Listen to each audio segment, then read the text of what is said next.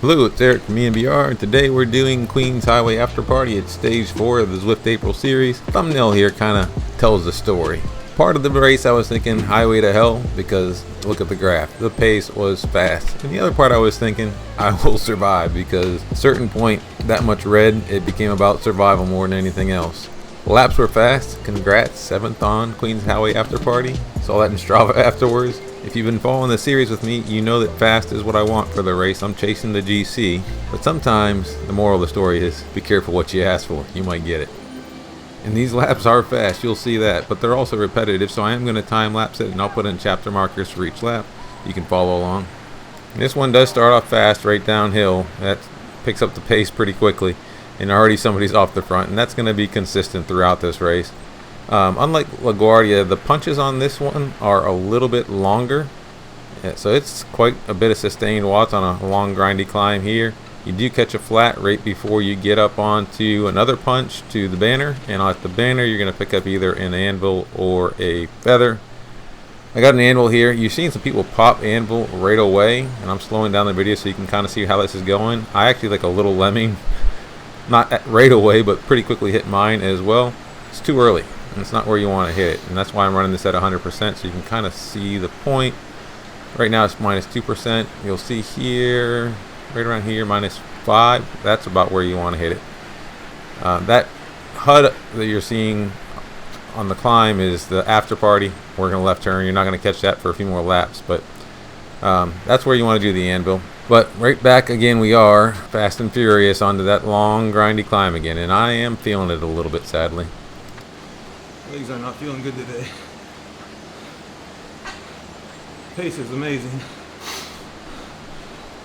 I wanted fast pace. I got it, like I said. Here, I'm going to slow the video down again when I get this. I picked up another anvil, and again, you're going to see people popping them when they shouldn't. I've learned my lesson.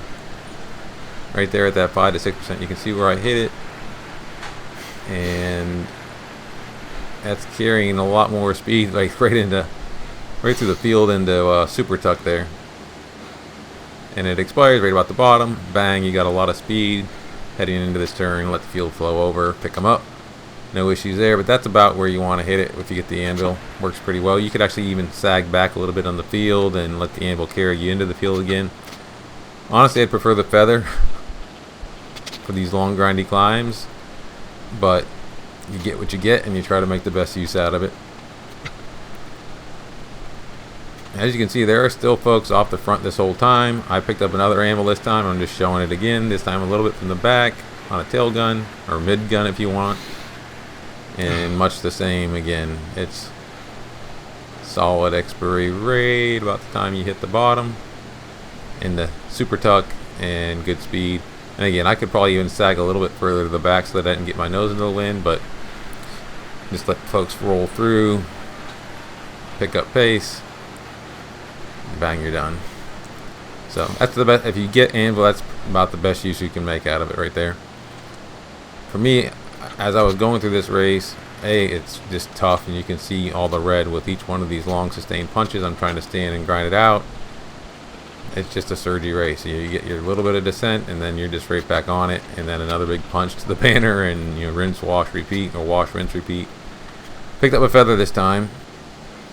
Originally, I had thought if I got a feather this late, I would probably try to save it for the final climb, but I was feeling under a ton of pressure, so started to think, especially with those people riding off the front, I'm just trying to get efficient, get into the draft here, and think, okay, when I get to the bottom here, these guys got the anvil, so try not to let them get too much of a space on me. I don't have the anvil this time, but you can sort of see that they're pulling away from me. But I'm thinking save the feather basically for the long grind climb. Again, I'd rather have it for that. And I'm kind of knowing at this point that I've got to use every power up I get. I'm under too much pressure to not use them. If I get unlucky on the last lap, I get unlucky on the last lap. So as soon as I see these feathers going here and it's grinding out, I start popping. I'm like a little bit off the back, not where we want to be. And knowing I got to hit some power, and I hit the feather at that point. again, normally I thought, hey, if I get it this late, I'm going to save it so I know I have a feather for the final climb. But here I just got to make it to the final climb. Not the most optimal use of the feather there. As you see, like I crest here into the flats and it's still ticking.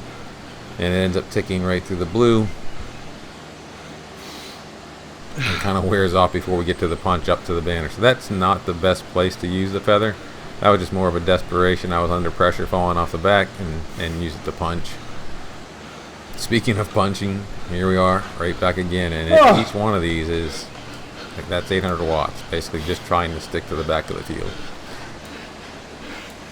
And I think I remember saying at this point, I wish for an anvil. Not that I wanted an anvil, I'd rather have the feather, but I was like just wishing for something that would carry me down this hill faster. But yeah, I'll show this again just so you can see. Again, a lot of early anvils, some at the right time, but this time I'm trying to get a little bit better use out of the feather. So when we get to the, after this descent here, when we get to the longer grind part of it, I think I used it at the correct time at this point. I may have used it on the first punch just because it was feeling under pressure again. Actually, if I recall, I did. But it's a little bit better here than where I used it last go.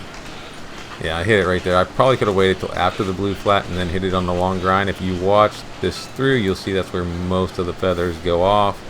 I don't feel too bad about it. I did take some good speed over that punch, and the feather is still ticking as I get into this, but probably the best place would be, yeah, right in this, like right at that orange section, right before that orange section probably, and then just carry it through the rest of this grind. It'd probably be the best use of a feather, at least up until the final lap.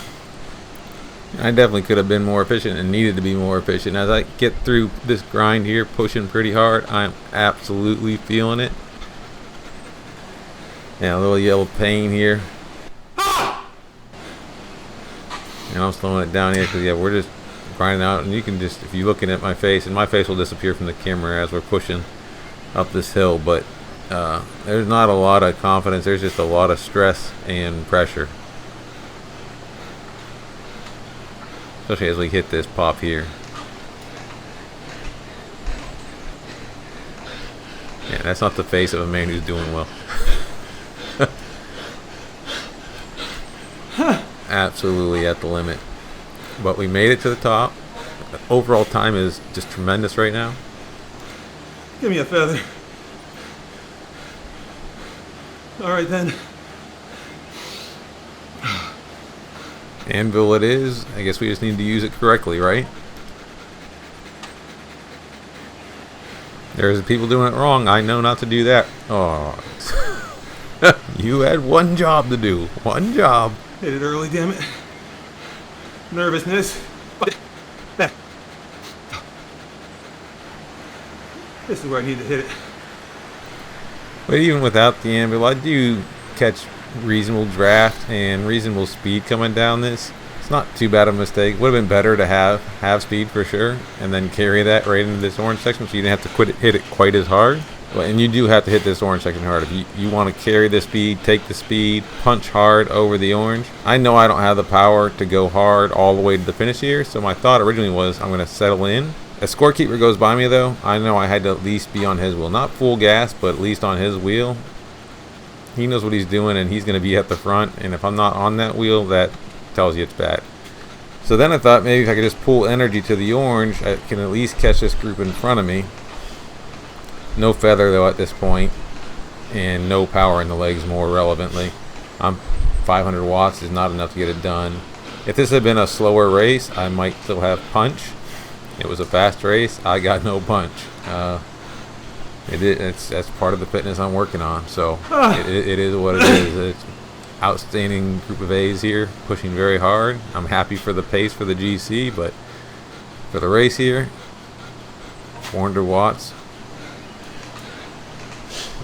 Try to punch up to 600 here for 700 there for a little second, but there, you can see it in my face. There's just no juice left in the legs. I am spotting though we're close to 26 minutes ahead of the schedule I had hoped for. I thought 27, but now, man, 26.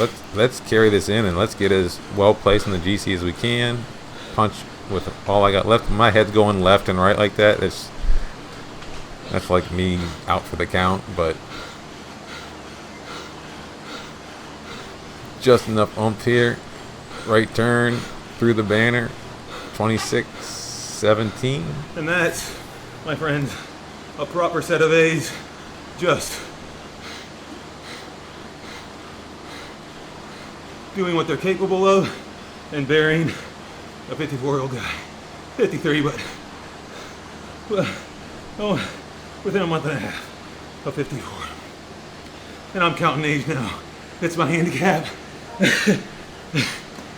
Age definitely the handicap. Efficiency wise, a few power up mistakes, but overall 4.24 watts per kg for me. You can look at the field, they were banging watts. Scorekeeper at 4.5 was darn efficient up at the front, but overall I was the most efficient rider that stayed attached up to the end. So 16th on the race, but if you look at the right side, that's all races for the stage, and I'm 26. So we just had a damn fast race. There's no question about that. It's what we wanted. If you look at the GC, that race actually left me in very good standing.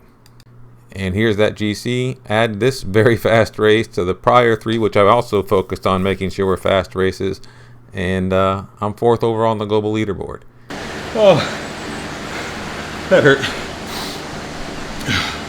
And I'm happy about that because of GC. And for awareness, anyways, to track anybody that's been tracking, I tend to speak in tongues when I can't breathe. But beyond that, anyone who's been tracking, I've been trying to stay in the top 10 in GC, not because I think I'm the top 10 A rider. I'm a good A rider, and the really, really good riders are mostly out in ZRL or Ecro. I would just get blown like this every race, or worse. But this race, as you can see, or this series, suitably challenges my skills, keeps me motivated to keep coming back. And when the pace gets pushed for GC, not just the race, it's not a zone 2 and sprint. It's actually, well, you'll see the graph in a second. But that's why we're doing it. That's why I care about the GC.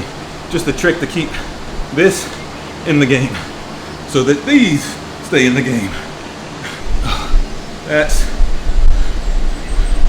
a damn lot of red. That is a proper training impulse. That's why I had jack all at the end. Misused the anvil because sometimes I don't think straight when I'm in desperation mode. I knew where to hit it. You saw it in the earlier laps. Final lap. That's not what caused the issue. This right here is what caused the issue. Not a 20-minute PB, because it wasn't time for 20, but you get out here and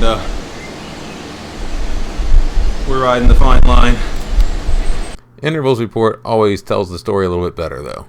You can just see anaerobic push after anaerobic push after anaerobic push, and then slowly W-bow just keeps coming down until it's basically at 0, and I'm coming into the final KOM and I don't have anything left. So we just kind of push through with what we got. 102% intensity, just super rough. And I think part of the issue was my Sunday zone 2 wasn't zone 2. It ended up being zone 3, even 4 plus on the Matthew left-hand 24-hour ride. Final hour that got a little bit more intense than we expected. I made a video on that. Check that out. And check out Matthew's channel as well. But yeah, we paid for that a little bit for sure. As I ramp up volume in this base cycle, if I mess around with intensity the wrong way, it sends me sideways. I'm just that kind of a fine line, just based on where my fitness is right now. I need my recovery days to be recovery days. But first age and then recovery, that's probably enough excuses for one day. That said, I will be doing more recovery days between now and Saturday, but Saturday Shisha Shakedown, epic race. We'll catch you then. See you guys.